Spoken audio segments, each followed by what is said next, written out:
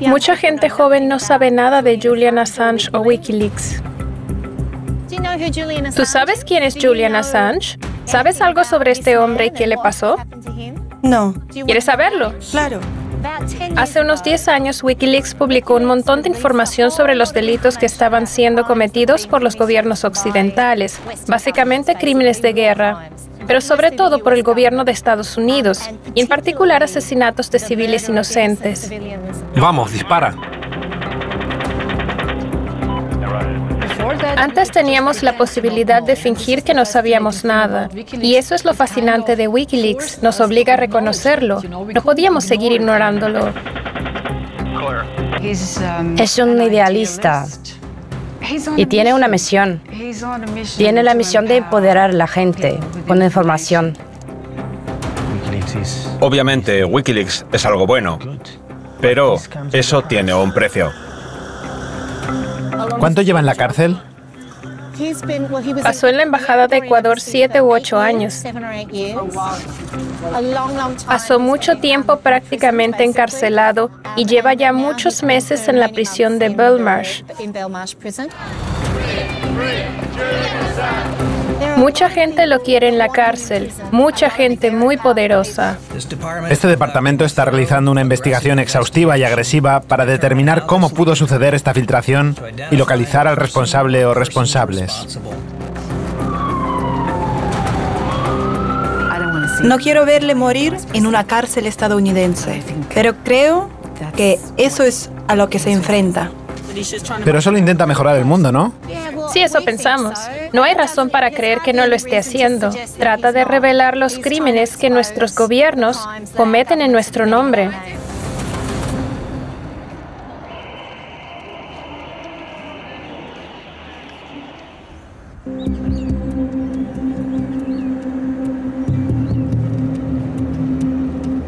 No creo que se pueda entender a Julian Assange o Wikileaks sin conocer un aspecto de su vida que lo formó. Y eso pasó precisamente aquí, en Melbourne. Y no solo dio forma a sus ideas, sino tal vez en parte también a su personalidad, su área de conocimientos y su pensamiento conceptual, la idea de crear proyectos de software, incluyendo Wikileaks.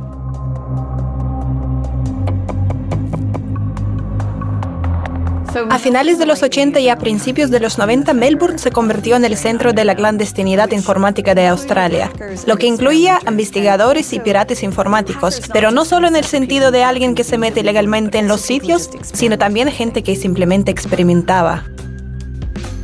Julian Assange tardó poco en unirse a la comunidad australiana de hackers. En la adolescencia pasaban mucho tiempo en la red, pero a veces salían al aire libre y se encontraban en esta plaza en el centro de Melbourne. Este es el antiguo ayuntamiento de Fitzroy, que junto con algunos otros antiguos ayuntamientos de Melbourne era donde se celebraban mercadillos. En su adolescencia y primera juventud, Julian Assange y otros miembros de esa comunidad tecnológica venían aquí para comprar partes de ordenadores y compartir ideas e información sobre cómo experimentar con equipos y programas.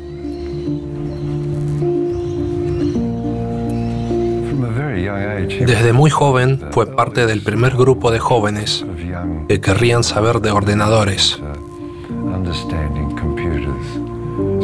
Le resultaba fácil, dada su capacidad de organización y su paciencia, su curiosidad, la profundidad de su memoria y su conocimiento de la topología de la computación.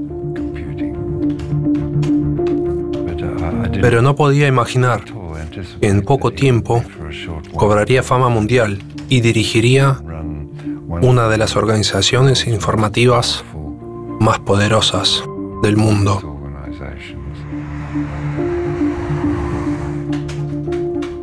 La mentalidad de los hackers de aquellos tiempos es muy interesante. Querían sentir la emoción de entrar en un sistema prohibido. Y cuanto más prestigiosa la entidad, más fuertes eran las sensaciones. Si podías entrar en una computadora de la NASA, y hay que tener presente que era la gente más lista del mundo, mandaron al hombre a la luna. Si lograbas entrar en sus sistemas, podías demostrarte a ti mismo que también eras un chico de 17 años muy listo. La Agencia Espacial Estadounidense es una de las víctimas del sindicato de hackers de Melbourne. Los investigadores estadounidenses, entre ellos el FBI, han transmitido sus sospechas a las autoridades australianas. El 16 de octubre de 1989, la NASA fue atacada por un virus conocido como WANC. Provocó el aplazamiento del lanzamiento de un transbordador espacial en Florida y fue rastreado hasta los hackers australianos de Melbourne. El gusano informático WANC fue uno de los primeros gusanos informáticos. Desde luego fue el primer gusano informático motivado por causas políticas y el primero que llevaba un mensaje político. Ese mensaje era una cita de una canción del grupo Midnight Oil que dice: hablas de tiempos de paz para todos y luego te preparas para la guerra. Ese gusano informático WANC fue como si apareciera desde lo más profundo del bosque. Se dejó ver en un instante y desapareció. Nunca se encontró a sus creadores.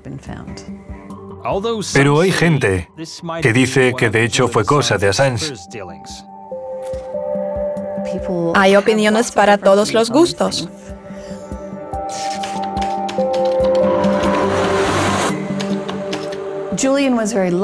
Julian tuvo mucha suerte de haberse criado en una familia, aunque bastante pobre económicamente, muy rica intelectualmente. Su padre es una persona muy inteligente, creativa y bastante sensible. Creo que tuvo una influencia sumamente importante sobre Julian en su juventud. Julian era extraordinario de joven. Le apodaban el mago, porque siempre tenía una forma poco convencional de afrontar las cosas y las contemplaba desde una perspectiva distinta. Muchos hackers me han dicho que navegar por diferentes sistemas les abría una nueva perspectiva del mundo.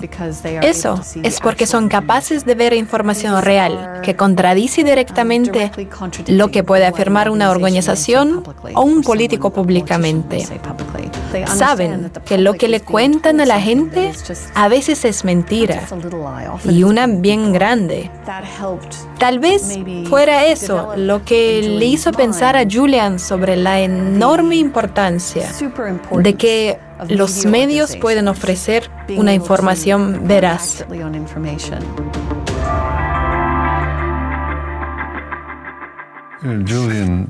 Una vez Julian vino a verme y estuvimos tomando té.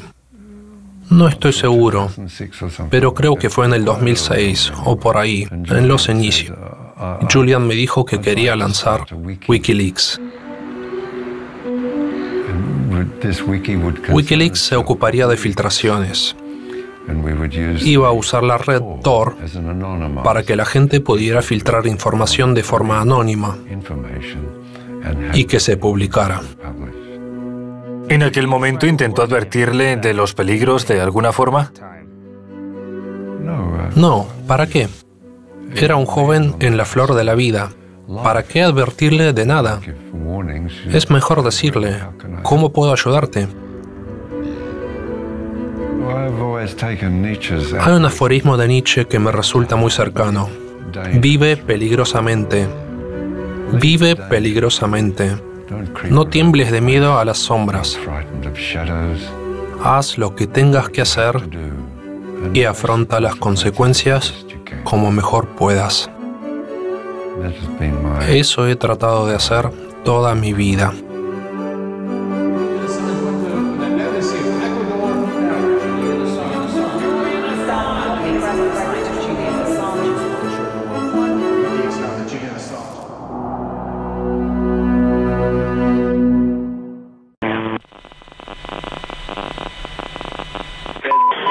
Hotel 26, aquí Caballo Loco 18. Tengo a unos 6 individuos con AK-47. Solicito permiso para abrir fuego. Recibido. No tenemos personal al este de nuestra posición, así que puede abrir fuego. Cambio. La primera vez que oí hablar de Wikileaks y Julian Assange fue cuando vi el vídeo grabado desde el helicóptero en Irak. El famoso vídeo en que disparan a la gente desde el helicóptero. Fríelos a todos. Vamos, dispara. Eliminado. Sigue disparando, sigue disparando. El helicóptero mató a varios civiles y también a 2 periodistas locales de Reuters. Además, dispararon a unos niños que estaban en el coche. Hay un montón de cuerpos por ahí. Bien, tenemos alrededor de 8 personas. Sí, hay uno que aún se arrastra ahí abajo, pero definitivamente hemos eliminado a varios. Seguimos disparando. Recibido. Los militares estadounidenses confundieron a los civiles con rebeldes. Desde arriba les pareció que uno de los hombres llevaba un arma. Sin embargo, solo era un fotógrafo de Reuters, con un teleobjetivo en las manos. Nunca olvidaré el día en el que vi el video Asesinato Colateral. Nunca lo olvidaré porque recuerdo que esa primera vez me puse a gritar a pleno pulmón en la oficina. Aquellos soldados actuaron con total indiferencia, como si estuvieran jugando a un videojuego. Acabaron con la vida de estas personas con total frialdad. Sí, fíjate en esos bastardos muertos. Precioso. Es un video realmente impactante. Un hecho, una prueba irrefutable de lo que pasó. Como me dijo un militar retirado aquí en Australia, fue sin duda un crimen de guerra. Aquí 1-8. Tengo a un individuo... El día después del ataque, el 13 de julio del 2007, el mando militar estadounidense lo justificó diciendo que habían entrado en combate con fuerzas hostiles. Sí, Víbora. Una furgoneta se dirige hacia allá para recoger los cuerpos. Pero también resultaron heridos 2 niños. Estaban en una furgoneta junto con su padre, que se acercó al lugar del ataque para ayudar a las víctimas. Víbora, aquí Caballo Loco. Hay gente acercándose al lugar. Parece que están recogiendo los cuerpos y las armas.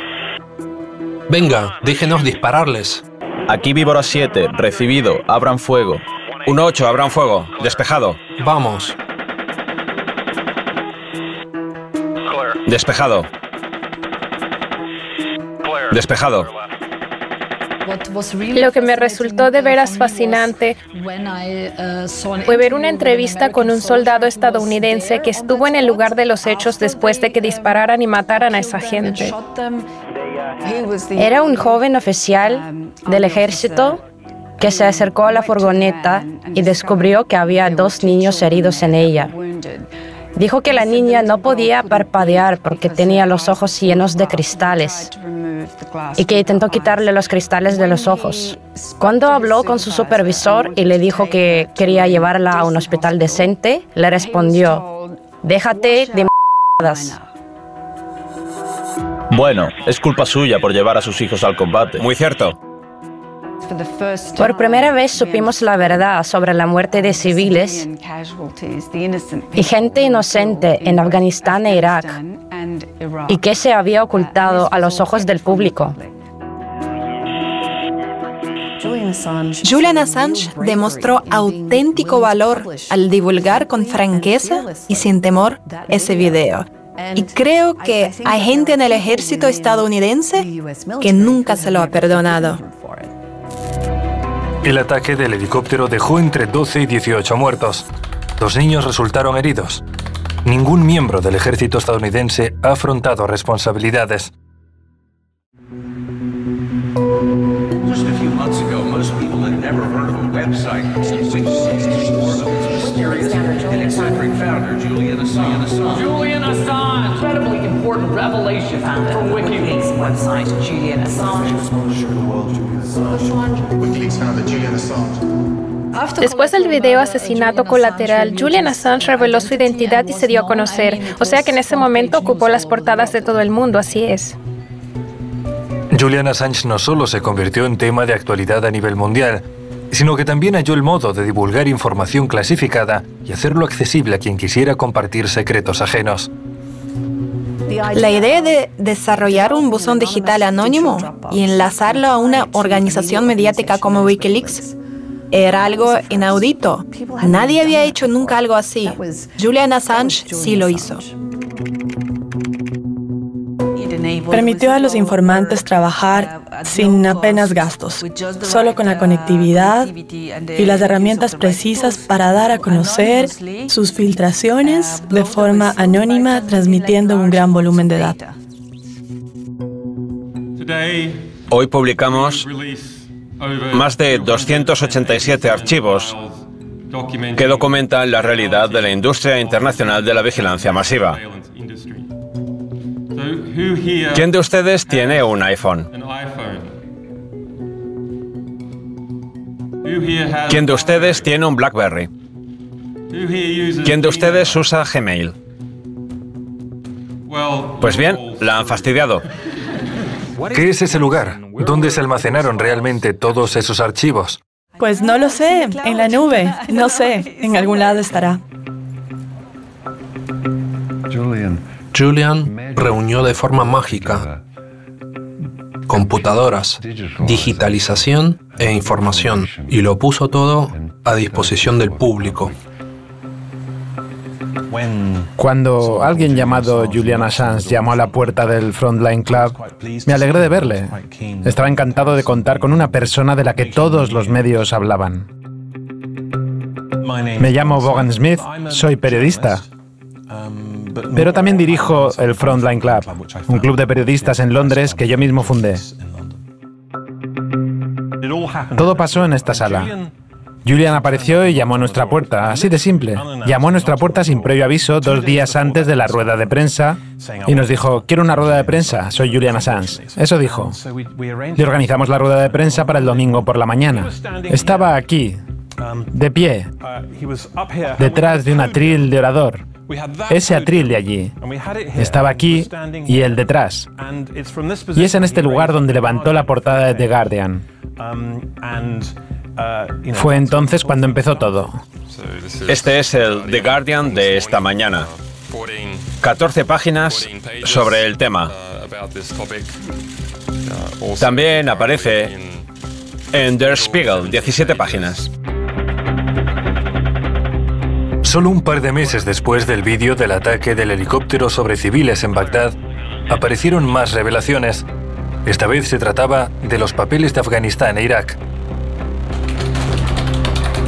Papeles de Afganistán e Irak. Documentos clasificados del Pentágono sobre las acciones bélicas de Estados Unidos y sus aliados en Afganistán e Irak entre el 2004 y el 2009. Eran informes redactados por miembros del ejército que podían estar en línea de frente o patrullando un área, y podía tratarse de cosas que hubieran visto o que hubieran vivido durante sus servicios o patrullas. En la práctica era una especie de diario de guerra de los estadounidenses y británicos muy detallado. Pero no me imaginaba que fuera tan rico en información. Era un enorme acopio de datos. Se trata de 400.000 reportes de campo clasificados del ejército estadounidense. Es la más precisa descripción de una guerra jamás publicada en la historia. Hemos calculado 122.000 víctimas civiles en esta guerra. En Bagdad no hay prácticamente ni una esquina donde no se haya encontrado el cuerpo de alguien que murió violentamente de un modo u otro. ¿Qué es lo que supimos gracias a los papeles de Afganistán e Irak? Estados Unidos y sus aliados supuestamente rebajaron las cifras de víctimas civiles. Los prisioneros de guerra fueron sometidos a violentas torturas. Algunos informes señalan que hubo personal militar estadounidense involucrado en prostitución infantil. Cuando los editores se ponen a publicar secretos, el gobierno empieza a perder el control sobre la narrativa. Decían que en Irak no había víctimas civiles y perdieron el control sobre esa narrativa porque supimos la verdad. Ese es el poder de Wikileaks. La publicación de estos documentos es potencialmente perjudicial y peligrosa para nuestras tropas, nuestros aliados y los socios de Afganistán, y puede dañar nuestras relaciones y nuestra reputación en esta región clave del mundo. Una de las mayores críticas que le dirigen es que dio a conocer pueblos, nombres y en algunos casos las coordenadas GPS de ciudadanos afganos y colaboraron con los militares estadounidenses. Un funcionario estadounidense lo llamó potencial lista de objetivos para los talibanes. ¿Qué responde? Eso es lo que siempre resaltan los medios. Nos tomamos estos asuntos muy en serio para ver si es verdad o no. Pedimos asistencia a la Casa Blanca para revisar los materiales antes de publicarlos, pero esta no aceptó nuestra solicitud. Siempre dicen, tienen las manos manchadas de sangre, pusieron en peligro a personas. Yo creo que si de verdad alguien hubiera sido asesinado por culpa de Wikileaks, enseguida habrían llevado el asunto a la televisión, o lo habrían comprobado o lo habrían utilizado contra ellos. Creo que es solo una mentira descarada. ¿Habría sido posible redactar mejor la primera parte publicada de los registros de la guerra de Afganistán? Sí, probablemente se podría haber redactado mejor. ¿Había hecho alguien esto antes? No, no había ningún protocolo. Julian Assange y Wikileaks avanzaban por un espeso bosque tratando de averiguar cómo hacerlo. Los papeles de Afganistán e Irak fueron la mayor filtración de la historia. Arrojaron luz sobre crímenes de guerra presuntamente perpetrados por Estados Unidos y sus aliados. Ningún miembro del ejército estadounidense ha afrontado responsabilidades.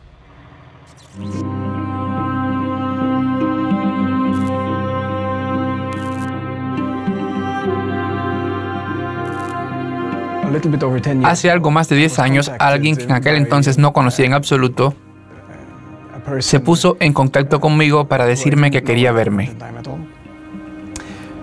Encontré a un hombre que hablaba con un acento australiano muy fuerte. Me dijo que tenía un programa, un proyecto que quería llevar a cabo.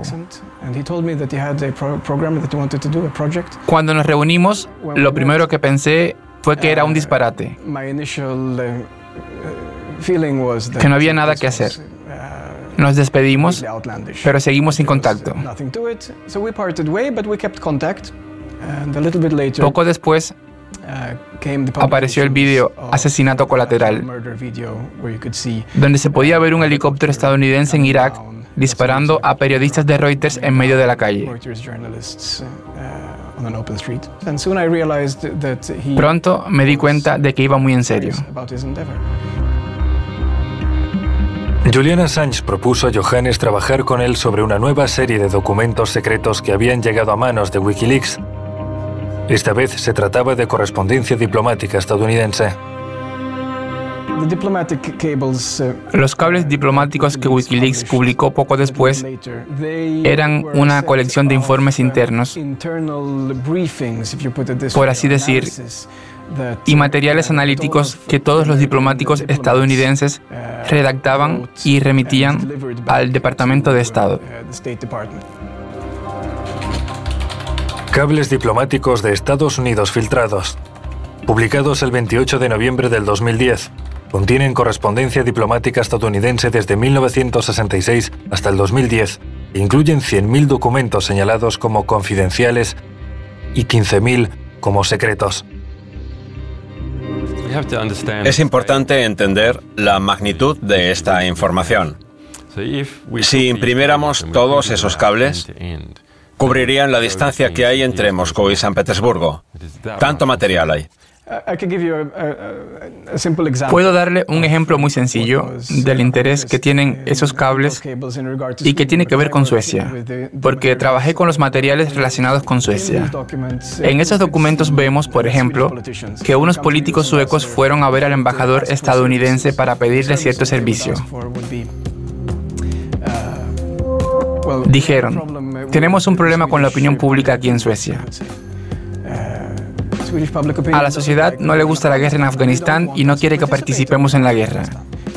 ¿Podría usted, por favor, ayudarnos invitando a Suecia a varias mujeres afganas? Las llevaríamos a la televisión sueca para que hablasen sobre las cosas buenas que estamos haciendo allí. Es decir, descubrimos a políticos y funcionarios suecos socavando los cimientos de la democracia en Suecia. Y lo hacen junto con diplomáticos norteamericanos, lo cual va en contra de los intereses del pueblo sueco. Una de las cosas esperanzadoras que he descubierto es que casi todas las guerras iniciadas en los últimos 50 años han sido resultado de mentiras en los medios de comunicación. ¿Qué quiere decir esto? Quiere decir que, básicamente, al pueblo no le gusta la guerra y que hay que engañar al pueblo para meterlo en una guerra. He should be treated as an enemy combatant. WikiLeaks should be closed down permanently and decisively. This guy's a traitor, and he has broken every law in the United States. WikiLeaks walks like a hostile intelligence service and talks like a hostile intelligence service. And I'm not for the death penalty, so if I'm not for the death penalty, I'm going to do it. Illegally shoot someone. Julian estaba en la cumbre de su popularidad cuando pasó lo de Suecia, cuando atrajo a ciertas damas amorosas.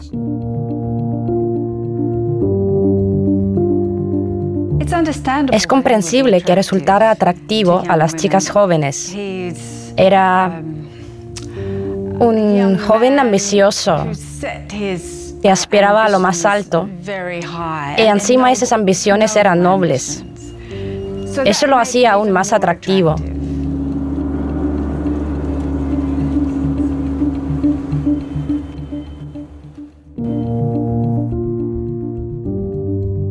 Julian Assange viajó a Suecia para dar un discurso. Durante su estancia allí conoció a dos mujeres de 31 y 26 años. Pronto el fundador de WikiLeaks se involucró en relaciones íntimas con ambas. La mujer que lo invitó a dar el discurso también le ofreció su apartamento, que era un apartamento estudio y tenía una sola cama. Ella le dijo que estaría fuera y que podía hospedarse ahí. Le pareció bien, pero la situación cambió. La mujer regresó muy pronto y no obstante quiso que Julian se quedara.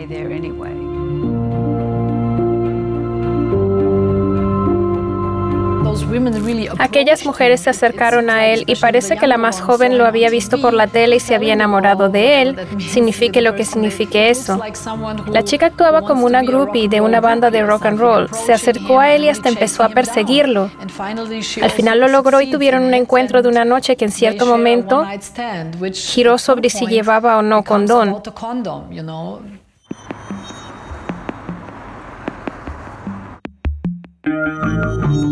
Fue solo después de saber que Assange se había acostado con ambas cuando las mujeres decidieron acudir a la policía.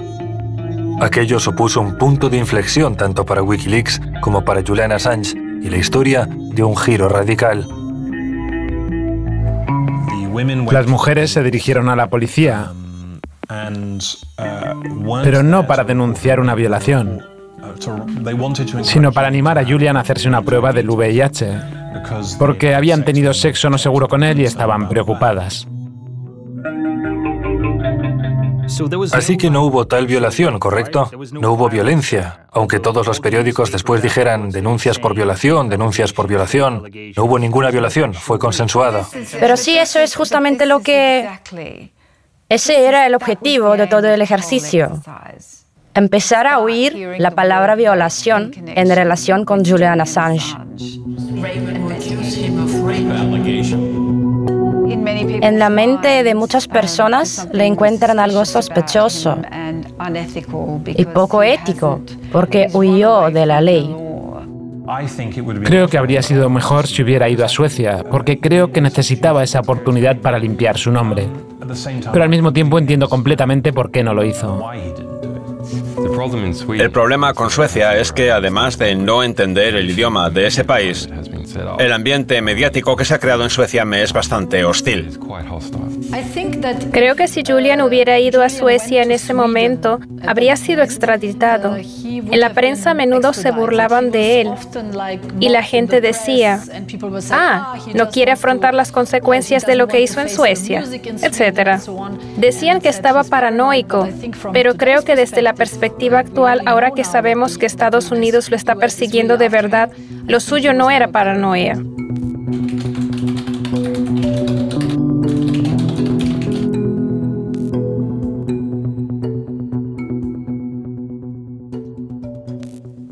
El gran asunto que creo que realmente socavó el apoyo público a Julian fue lo de Suecia, obviamente.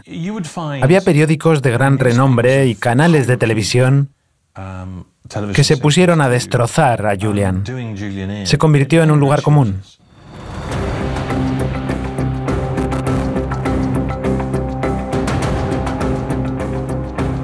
Creo que sería justo decir que a los medios de comunicación tradicionales nunca les agradó Julian. Ciertamente no era de su agrado, pues su modelo de publicación representaba una amenaza para su existencia.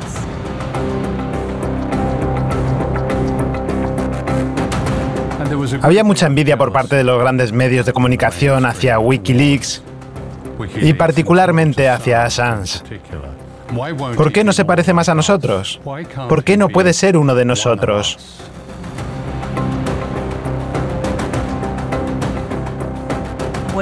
Cuando querían acceder a los documentos, eran la gente más encantadora del mundo. Ahora no pueden ni siquiera escribir una pequeña nota informando sobre su caso de forma respetuosa. Podían colaborar con Julian para conseguir la información que poseía y al día siguiente publicar un artículo tendencioso sobre él.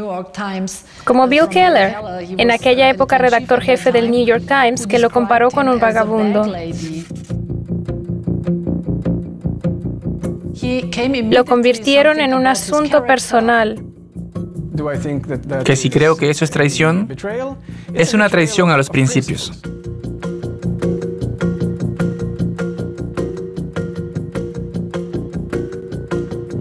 ¿Qué piensa usted de las acusaciones de que Julian Assange es, y cito directamente al New York Times, un narcisista con un concepto exagerado de su propia importancia y que no tiene interés en asuntos mundanos como la higiene personal? Vaya, ¿en serio?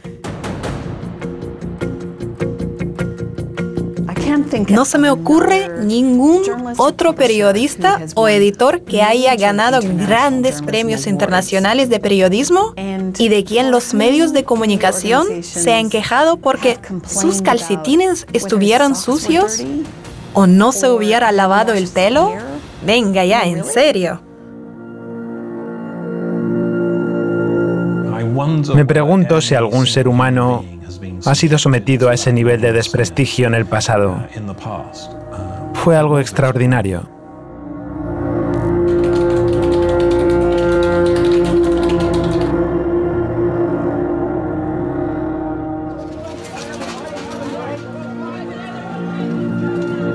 En el 2011, un tribunal británico le concedió a Assange la libertad bajo fianza, con la condición de que no abandonara el país. También se le requirió que permaneciera en la casa de campo de su amigo, el periodista Vaughan Smith. Ahora estoy sentado en una silla de mi sala de estar en Ellingham Hall. Esta casa es resultado de la riqueza que mi familia ha generado durante cientos de años. Mi familia se mudó aquí en 1795 y soy afortunado de tener la responsabilidad de cuidar de esta casa. Vaughan Smith es un periodista de investigación y corresponsal de guerra que amablemente le ofreció ese lugar enorme y seguro para que fuera allí desde donde se hicieran las publicaciones. ¿Se siente seguro aquí? Me siento tan seguro como es posible estar. Siempre es un poco más seguro cuando... Estaría mucho más seguro si nadie supiera que estoy aquí. Pero en cuanto a edificios y terrenos, esto es prácticamente lo mejor que se puede obtener. Wikileaks básicamente convirtió este lugar en su oficina por un tiempo. Al venir habrían encontrado a gente trabajando en las computadoras, con hojas impresas por todas partes y corriendo de un lado a otro con CDs. Eso implicaba tener aquí a Julian, a la gente que trabajaba para él y también a todos los que querían hacerle una entrevista. Esta era entonces la oficina principal, la sede de Wikileaks. Había mucho secretismo. Veías a la gente trabajando en las computadoras y no te atrevías a preguntar por temor a que te miraran raro. Y pensaba, Dios, qué pregunta tan tonta. Ya me lo contarán si quieren contármelo. Los vi publicar los registros de la guerra de Afganistán. Los vi trabajando en los documentos diplomáticos y en otras cosas que vinieron después. Es interesante lo difícil que es detener a organizaciones como Wikileaks. Y no acabará con Wikileaks, incluso aunque Wikileaks desapareciera, cosa que no parece que vaya a pasar. Se ha convertido en una especie de movimiento guerrillero que lucha por la libertad de expresión. Hoy, por primera vez que Julian se había ido a la embajada ecuatoriana, a la mañana siguiente. Lo leí en las noticias y me percaté de que acababa de perder el dinero de la fianza. Julian Assange went to the embassy of Ecuador and asked for asylum. Assange has been granted political asylum by Ecuador. Julian Assange set foot into the Ecuadorian embassy in London. There is no indication that even though he has been granted asylum, and if he steps out, he won't be arrested by British police. Esta es la embajada ecuatoriana, donde Julian Assange vivió casi 7 años. La embajada la constituye solo uno de los 2 pisos de la primera planta. Lo que están viendo es el balcón.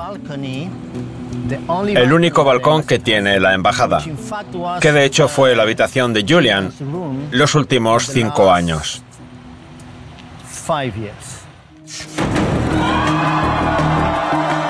Se espera que esta tarde haga su primera declaración Julian Assange, el fundador de Wikileaks, que se niega a abandonar la embajada de Ecuador en Londres. Estoy aquí hoy porque no puedo estar ahí con ustedes hoy. Nos conocimos antes de que viniera a la embajada y básicamente la posibilidad de que Ecuador lo protegiera surgió de esa amistad. Era su última opción. No tiene miedo a ningún tipo de represalias. Pero que objetivamente no podemos excluir represalias. Pero sería algo atroz. Mire la propia amenaza del Reino Unido, que puede entrar a nuestra embajada a arrestar a Assange. ¿Qué precedente se sentaría? Tiene muchísimos asilados. Es un país... La embajada en sí misma, la embajada de Ecuador en sí misma, es pequeña, es un piso. Es un piso de 3 dormitorios. Cuando Julian llegó, fue alojado en una habitación. La mitad de la habitación para dormir y la otra mitad para dirigir Wikileaks. El inmueble está rodeado de edificios altos, lo que no permite a la luz del sol entrar en la embajada. Julian comparaba su estancia en la embajada con la vida en una nave espacial, porque solo estaba expuesto a luz artificial. Nunca le daba la luz del sol. No tenía seguro dental. No tenía seguro médico. Había muchas dificultades. Los primeros años estaba constantemente bajo vigilancia, de forma abierta, y cuando estabas en la embajada constantemente se oía gente fuera hablando por walkie-talkie. No había prácticamente ninguna esquina de la embajada que no fuera observada. En los edificios de alrededor también había cámaras de largo alcance, apuntando a la embajada todo el tiempo. Este fue el lugar más vigilado del mundo durante muchos años. Julian Assange siguió dirigiendo Wikileaks durante su estancia en la Embajada de Ecuador, mientras dentro de sus paredes salían a la luz muchas nuevas publicaciones y revelaciones. Las filtraciones de probablemente mayor calibre aparecieron en el 2016, el año en el que sería elegido el nuevo presidente de Estados Unidos.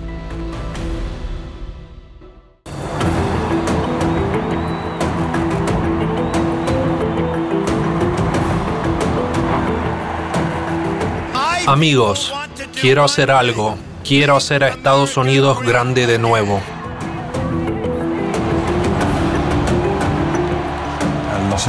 Me encuentro con mucha gente que cree que Julian Assange nos entregó a Trump.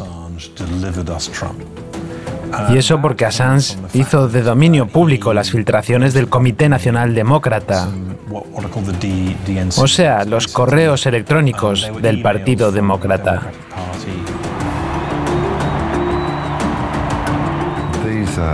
Hay una descripción de cómo el Comité Nacional Demócrata hizo todo lo posible para eliminar al candidato más popular, Bernie Sanders, y poner a Hillary Clinton como candidata demócrata en las elecciones presidenciales. Creo que eso es algo que dejó de piedra a los ciudadanos estadounidenses. Lo importante de Wikileaks es que el gobierno ruso ha estado implicado en espionaje contra los estadounidenses. Luego le dieron esa información a Wikileaks con el objetivo de que la publicara en Internet. Hemos oído hablar de algo llamado Guccifer 2.0 y de DisiLeaks y otros memes con los que pretenden convencernos de que esa información provenía de Rusia. Bueno, yo no lo sé. No sé si provenía de Rusia. No sé dónde consiguió Julian la filtración. Julian no me lo ha dicho. Dice que no vino de Rusia. Según ellos, yo dije que teníamos la intención de dañar a Hillary Clinton, o que yo quería dañar a Hillary Clinton, o que no me gustaba Hillary Clinton. Todo eso es falso. ¡Gracias! ¡A votar! Cuando revelaron esos sucios hechos sobre Hillary, toda la hipocresía, etcétera, todos decían sí, pero no es tan malo. Pero cuando perdió las elecciones, todos dijeron, Dios mío, esa fue la razón por la que perdió. De algún modo tenían que explicarlo. Bueno, la recepción de esos cables fue bastante desagradable. E incluso hubo indignación y odio. Hagan que pare, hagan que pare, hagan que Assange se detenga, échenlo de la embajada, háganlo callar, amordácenlo. Conforme pasaban los años, su situación se volvía más y más difícil, la presión era cada vez mayor, y luego el gobierno cambió en Ecuador y creo que la situación se volvió realmente grave.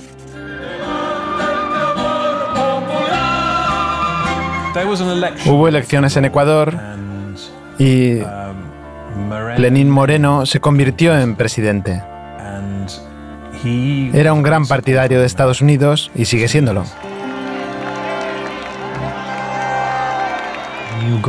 El nuevo gobierno decidió cambiar la política exterior ecuatoriana. Decidieron tener una relación diferente con Estados Unidos. Y Julian era un obstáculo. Jamás he estado de acuerdo con la actividad que realiza el señor Assange. Nunca he estado de acuerdo con las intervenciones en los correos privados de la gente para poder obtener información, por más valiosa que ésta sea para sacar a la luz ciertos actos indeseables de gobiernos o de personas. No es la forma. El gobierno de Moreno estaba decidido desde el principio a deshacerse de él, de modo que convirtió su vida en un infierno.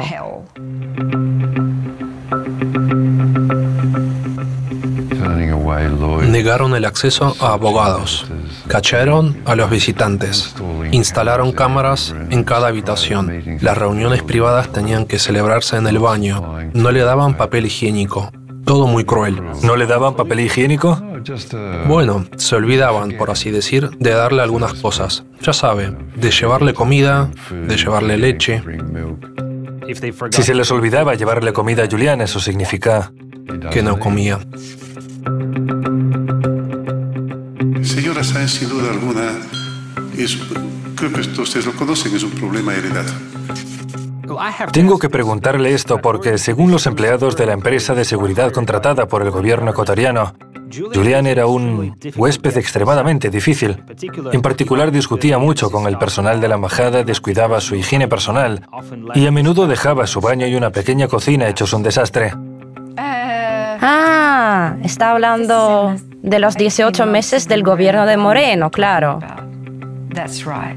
¿Por qué nada de eso ocurrió durante los 6 años anteriores? ¿Cambió de personalidad de repente? Lo acusaron de manchar de heces las paredes. Lo cual es una locura. Es mentira. Querían tener pruebas y razones para echarlo y quitarle la condición de asilado, lo cual es realmente un escándalo humanitario internacional. Hoy anuncio que la conducta irrespetuosa y agresiva del señor Julian Assange han llevado la situación a un punto en que el asilo del señor Assange es insostenible e inviable.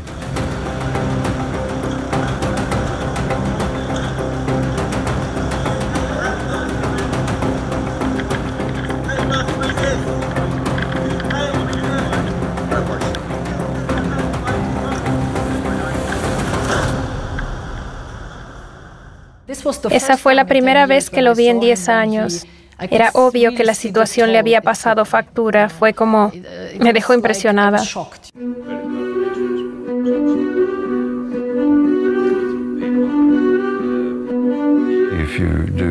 Si nos remontamos al 2011, vemos que era juvenil, alegre, dulce y bromista.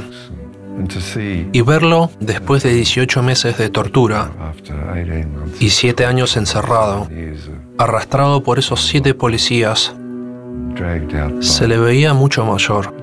Sí. De juvenil ya no tenía nada. Stay strong, Julian. We're fighting for you. We won't let them do it to you. We won't let them do this to you. Stay strong. Remember, we're here for you. Remember that. Stay strong and you will be free.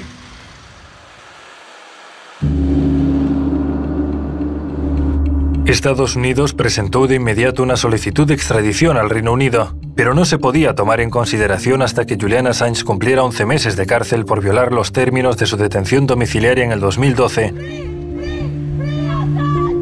y escapar a la embajada ecuatoriana. El fundador de Wikileaks fue enviado a la cárcel de Belmarsh, a las afueras de Londres. La prisión de Belmarsh, donde mi Julian se encuentra actualmente, es una prisión de alta seguridad, de máxima seguridad, donde tienen presos a asesinos, terroristas, gente que pone bombas, individuos brutales.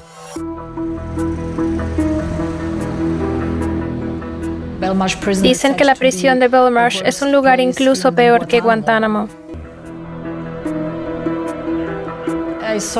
Vi esos videos filtrados de la cárcel en los que parece haber perdido mucho peso.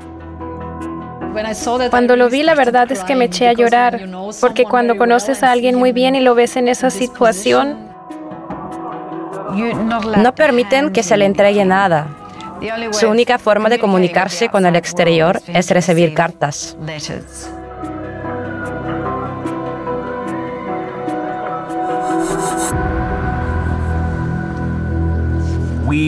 No estábamos seguros de que quisiera comunicarse con periodistas, pero acabamos de recibir esta carta de la cárcel de Belmarsh y es de Julian Assange, como está escrito aquí en el reverso. Esta carta revela su desesperación y frustración a medida que el juicio se acerca. El fundador de Wikileaks dice que no tiene acceso a Internet ni puede llamar por teléfono, lo que obstruye seriamente la preparación de su defensa, y que no tiene mucho que hacer salvo dar miles de vueltas al día por la celda. Es muy angustioso ver a alguien con quien has trabajado, a un viejo amigo, correr peligro. Un peligro para su integridad personal.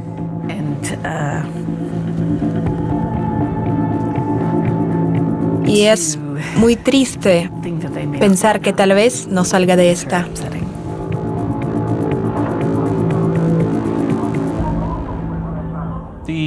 Los cargos que el gobierno de Estados Unidos ha presentado contra Julian para extraditarlo han cambiado.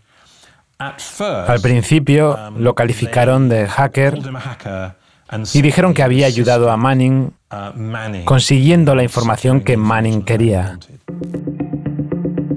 Bradley Manning era un joven que servía en las Fuerzas Armadas, muy impresionado por lo que sucedía a su alrededor. Bradley Manning, ahora Chelsea Manning, fue el informador original que le dio a Wikileaks la información más importante. Los registros de la guerra de Afganistán, la película desde el helicóptero de los periodistas de Reuters asesinados, los documentos diplomáticos, todo procedía de Bradley Manning. Según el Departamento de Justicia de Estados Unidos, Julian Assange no solo recibió información de un informante, porque de ser así no habría hecho nada ilegal. Los periodistas tienen derecho a adquirir información de sus fuentes, aunque sea clasificada. El gobierno estadounidense sostiene que Assange actuó en connivencia con el soldado Manning y le ayudó a acceder a información clasificada con el propósito de perjudicar al país. Estados Unidos espera demostrar que Assange es un espía, no un periodista. Si se fijan en esos cargos, son perfectamente aplicables a cualquier periodista y cualquier publicación o medio de comunicación. Si a Julian Assange, un editor, lo mandan a la cárcel precisamente por serlo, por informar y por ninguna otra razón, entonces no hay reglas. En este juego no hay reglas. Todo periodista en Estados Unidos debería sentir una mano fría y helada corriendo por su espina dorsal por los cargos que se han hecho contra este periodista, porque podrían ser los siguientes.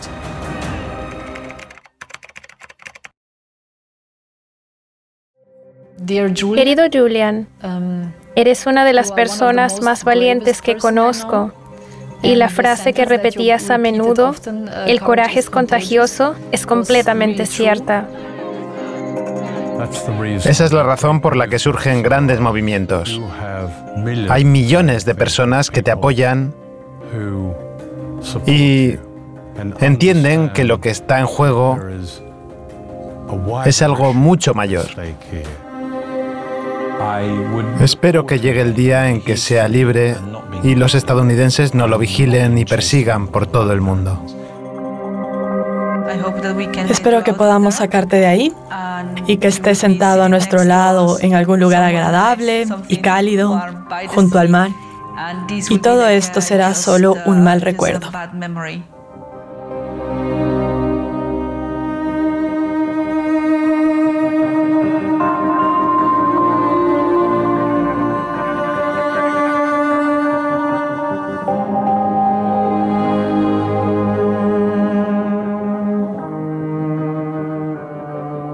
Tenemos mucho que agradecerte.